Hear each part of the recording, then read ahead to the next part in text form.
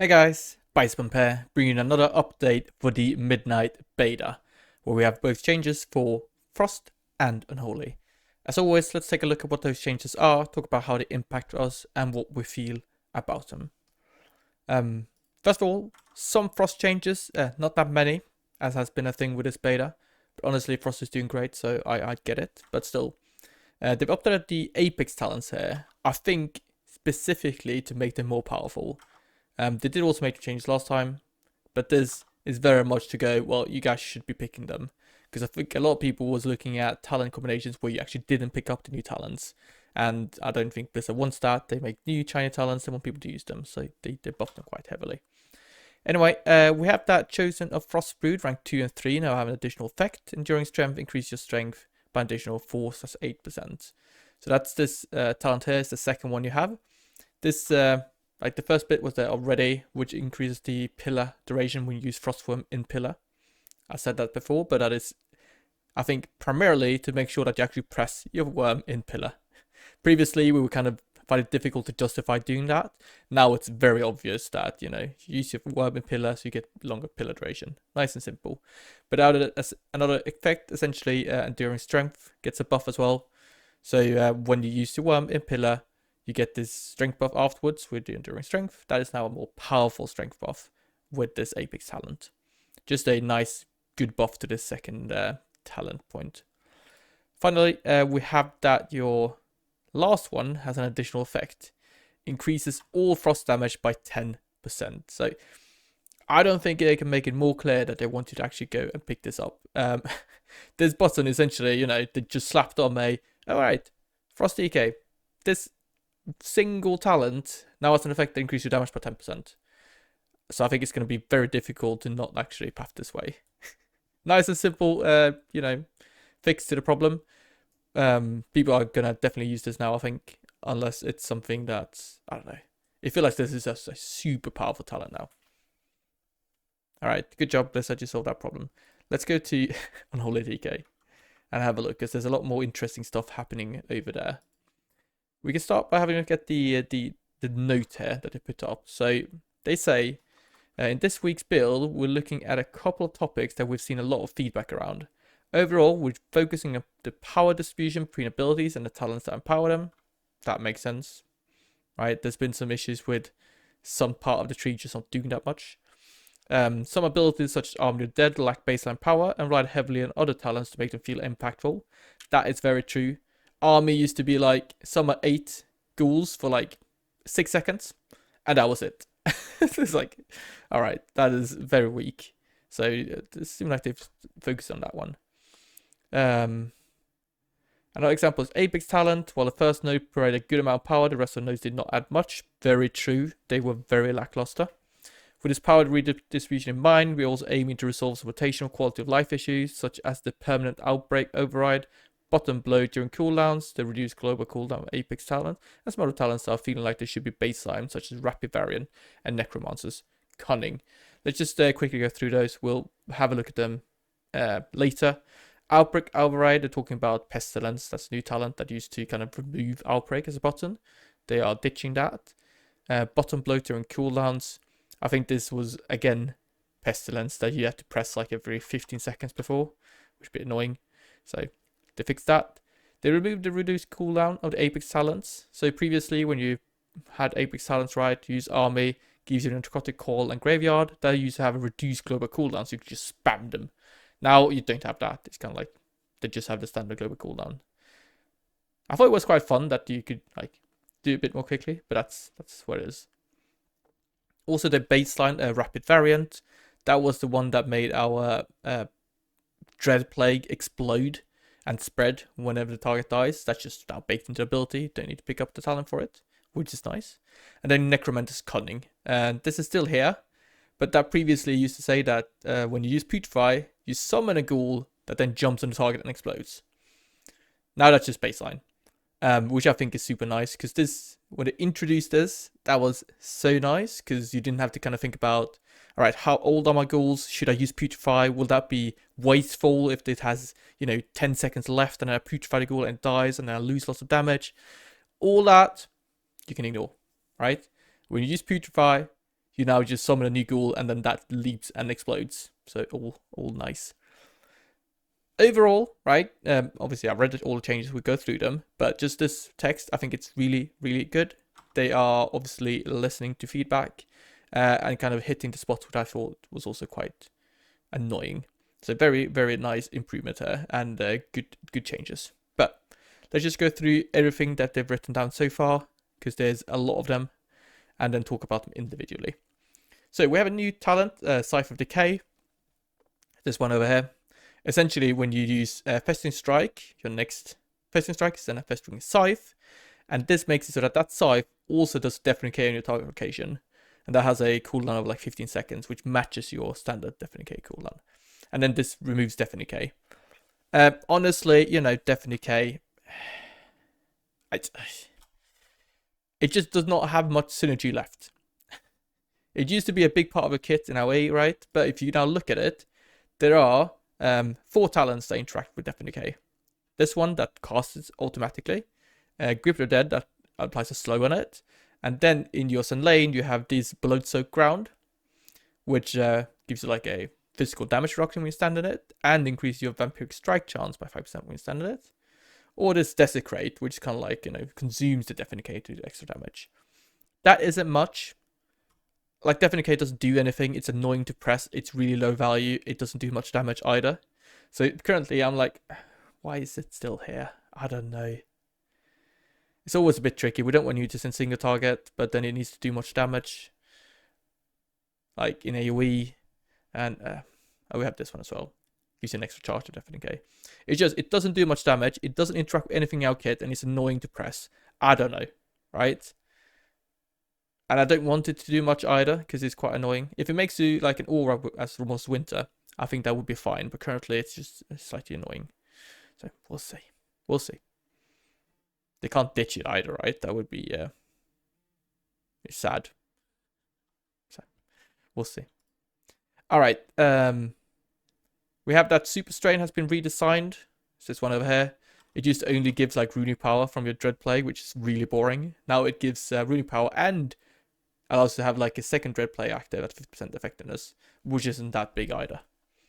And I don't think this actually interacts with everything that procs off your Dread Plague, like your Apex Talents and your Subdoom procs. That's, you know, that's not part of it.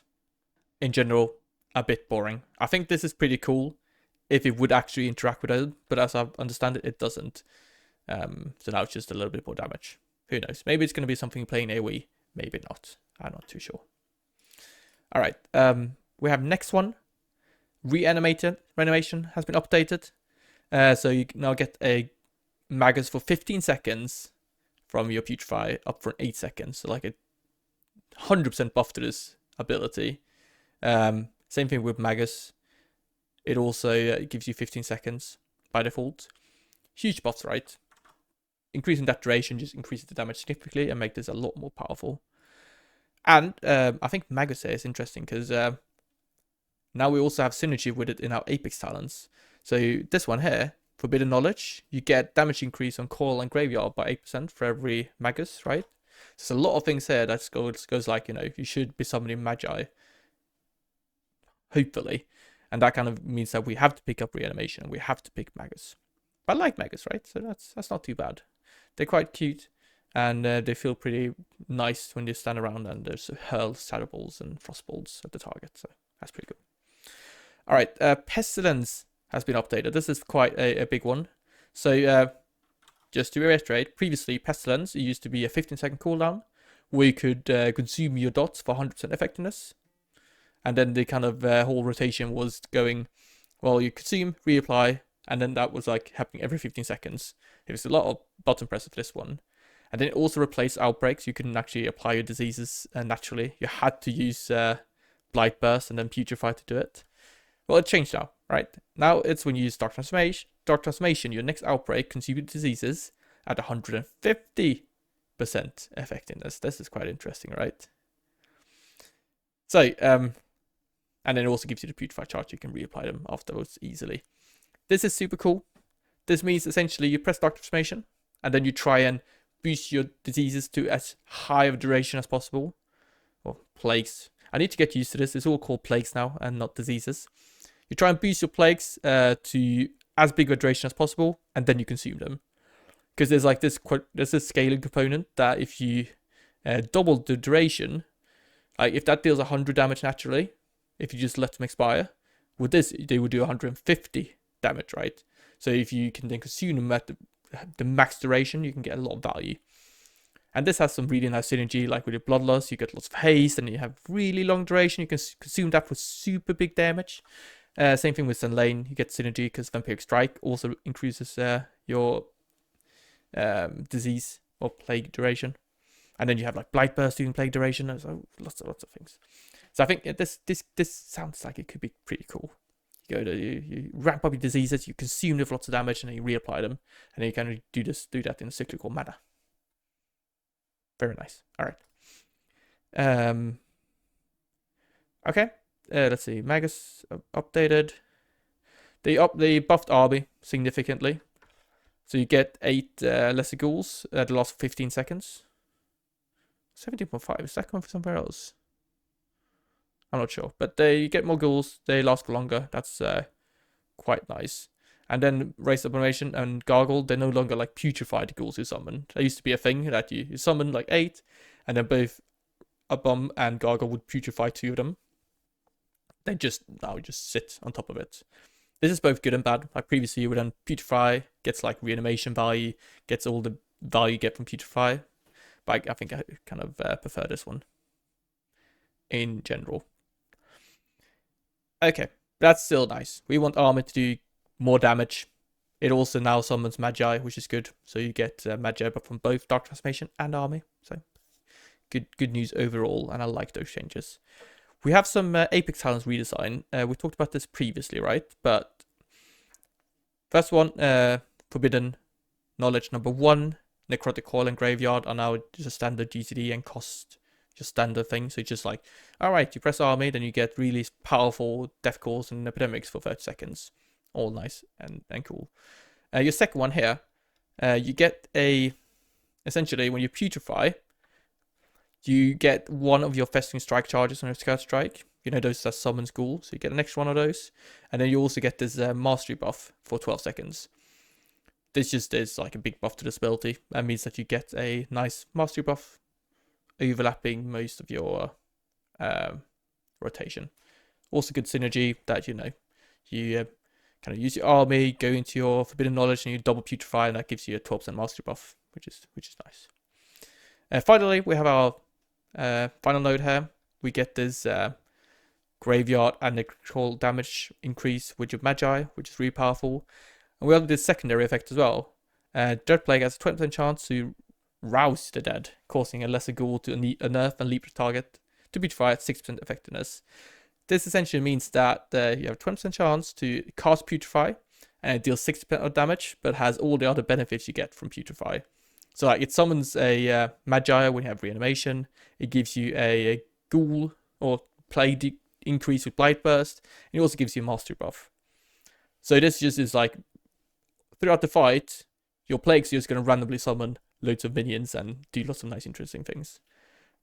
That's pretty cool. And it also makes it a lot more powerful. So this has buffed our Forbidden Knowledge talent significantly, which is a good thing. Okay. We have some stuff with Soul Reaper. So it increases Putrefy damage now as well, when you have this like 20% damage increase thing going on. Also, really interestingly, when you use Soul Reaper, it consumes all your charges of Putrefy and just casts them at the target immediately. I think this is an interesting kind of choice. It means that when in Execute, you no longer press Putrefy. You're just going to use Soul Reaper, and that's going to automatically cast them. Good thing, because otherwise, we have been quite hindered in all the buttons we need to press and Execute, because you're already pressing Putrefy quite often, and then you also press Soul Reaper every it's only 15 seconds, but anyway.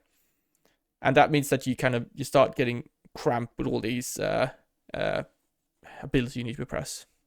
So I think it's interesting as well, by the way. Soul Reaper, 15-second cooldown, we only get 8 seconds of the buff. Previous to that, we used to be just rolling and giving you like 100% uptime. But now you might need to think about it and go like, all right, well, I need to make sure that I time my Soul Reaper for when I actually need it. We'll see. It just struck me.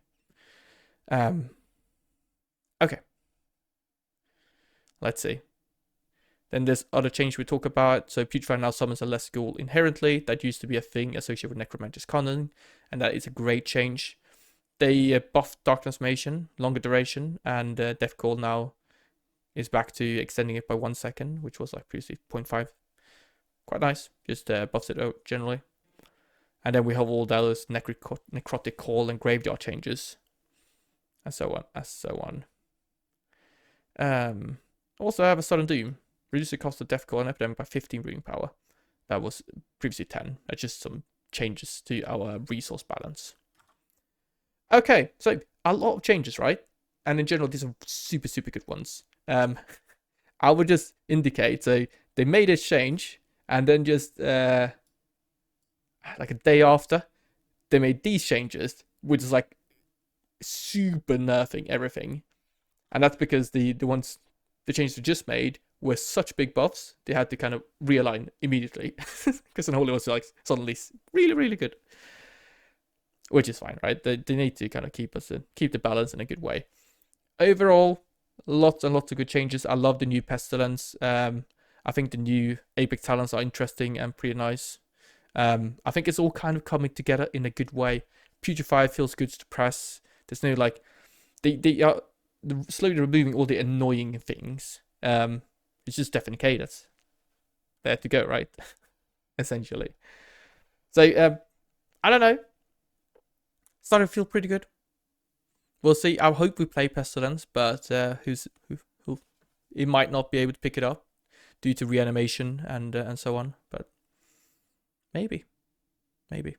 Anyway, as always, comment, guys. Let me know what you guys think about this. Are we going in the right direction? Does this feel good to you guys now, or is anything that's still missing?